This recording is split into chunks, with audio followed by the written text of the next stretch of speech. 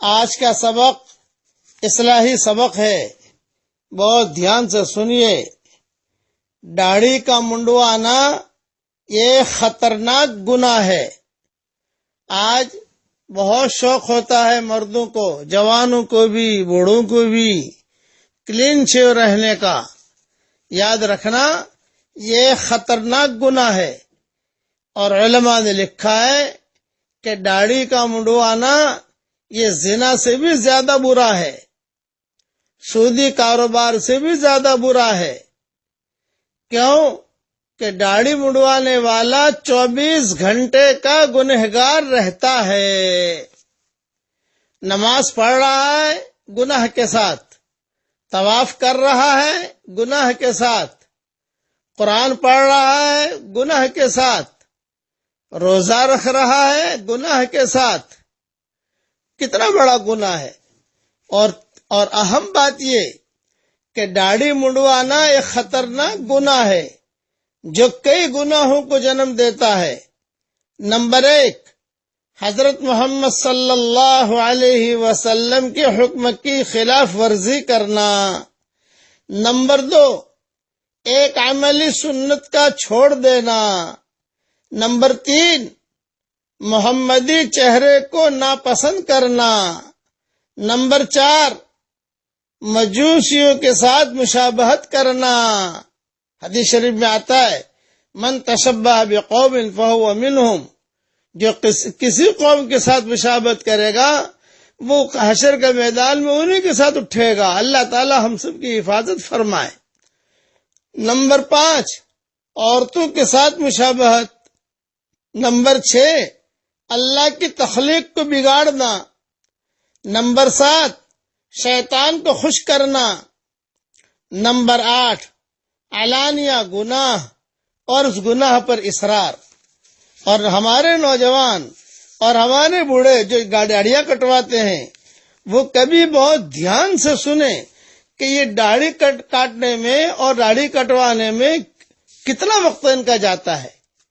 روزانہ کبھی دن میں کرتے ہیں، کبھی 2 دن میں شیو کرتے ہیں، کبھی 3 دن میں شیو کرتے ہیں۔ تو خالی وہ گھنٹے کا حساب لگا لیں کہ کتنا ان کا وقت ضائع ہوتا ہے، پیسہ بھی ضائع ہوتا ہے، ٹائم بھی ضائع جاتا ہے۔ اللہ بھی ناراض، رسول بھی ناراض، اور 24 گھنٹے کا گنہگار۔ یہ سب سے بری چیز۔ بعض عورتیں ہوتی ہیں جو اپنے مردوں کو مجبور کرتی ہیں داڑھی کٹانے پر۔ بہت خطرناک یہ عورتیں ہیں۔ حشر کے میدان میں اللہ کے نبی کو ہم کیا جواب دیں گے؟ اور یہ داڑھی کٹانے والے یہ حشر کے میدان میں اللہ کے نبی کو کیا جواب دیں گے؟ حشر کے میدان میں اللہ کے نبی کو اب کیسے اپنا چہرہ دکھائیں گے؟ روایتوں میں آتا ہے ایک قاصد آیا تھا حضور صلی اللہ علیہ وسلم کے پاس، داڑھی نہیں تھی اس کی، تو حضور نے چہرہ موڑ لیا، دیکھا نہیں اس کی طرف، اور کہا تو نے اللہ تعالیٰ نے تجھے جو چہرہ دیا تھا وہ تو نے بگاڑا ہے اپنا چہرہ۔ جب وہ حضور صلی اللہ علیہ وسلم کے سامنے یہ بیٹھتا حضور اپنا چہرہ بھی موڑ لیتے، یہ بیٹھتا حضور صلی اللہ علیہ وسلم اپنا چہرہ بھی موڑ لیتے۔ اگر حشر کے میدان میں حضور صلی اللہ علیہ وسلم ہم سے چہرہ موڑ لیں گے تو ہم کہاں جائیں گے؟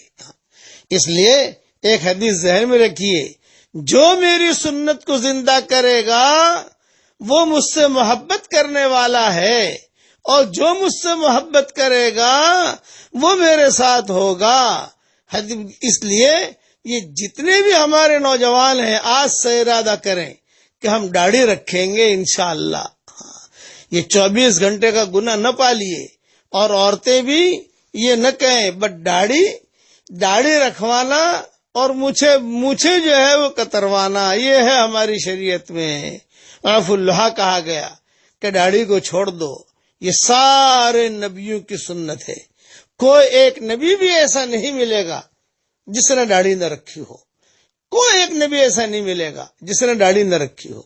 اس کے لیے ہاں جنت کے اندر داڑھی نہیں ہوگی، دنیا میں داڑھی ہے، اور داڑھی کا کاٹنا بہت بڑا گناہ ہے، بہت بڑا گناہ ہے، بہت بڑا گناہ ہے۔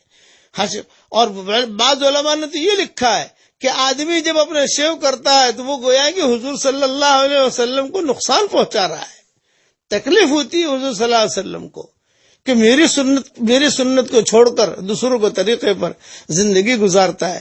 ہمارے یہاں تہجد کا وقت ہے، خوب ٹھنڈی ہے، 2 بجے ہیں رات کے۔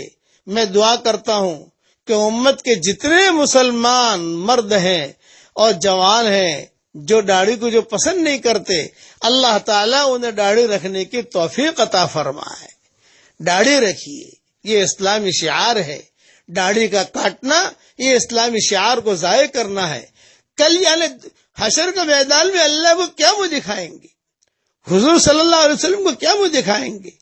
اس لیے یہ اب روزی آپ کے ذہن میں بعض مرتبہ نوجوانوں کے ذہن میں یہ ہوتا ہے کہ سب داڑھی رکھیں گے کوئی لڑکی نہیں دے گا۔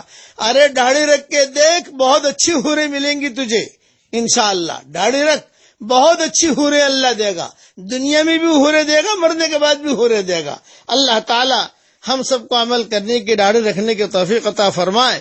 بس ایک شعر سن لو، ہے دل کے لیے موت مشینوں کی حکومت، ہے دل کے لیے موت مشینوں کی حکومت، احساس مروت کو کچل دیتے ہیں آلات۔ یہ داڑھی کاٹنا وغیرہ یہ احساس مروت کو ختم کر دیتے ہیں۔ اللہ تعالیٰ داڑھی رکھنے کی ہم سب کو توفیق عطا فرمائے، آمین آمین۔ والسلام علیکم ورحمۃ اللہ وبرکاتہ، وآخر دعوانا ان الحمد للہ رب العالمین۔ وَلَكَ الْفَضْلُ كُلُّهُ وَإِلَيْكَ يُرْجَعُ الْأَمْرُ كُلُّهُ وَإِلَيْكَ يَصْعَدُ الْكَلِمُ الطَّيِّبُ كُلُّهُ اللهم لك الحمد بالإسلام، لك الحمد بالإيمان، لك الحمد بالقرآن، لك الحمد حتى ترضى، لك الحمد إذا رضيت، لك الحمد بعد الرضا. اللهم لك الحمد كالذي نقول وخيرا مما نقول، لك الحمد كالذي تقول، لك الحمد في الحال ولك الحمد في المآل.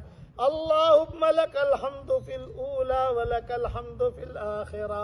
اللهم لك الحمد حمدا حمدا، اللهم لك الشكر شكرا شكرا. اللهم يا رب صل وسلم دائما أبدا على حبيبك خير الخلق كلهم. اللهم صل على سيدنا محمد بن عبد الله القائم بحق الله، ما ضاق أمر إلا فرجه الله. اللهم اغفر لنا ذنوبنا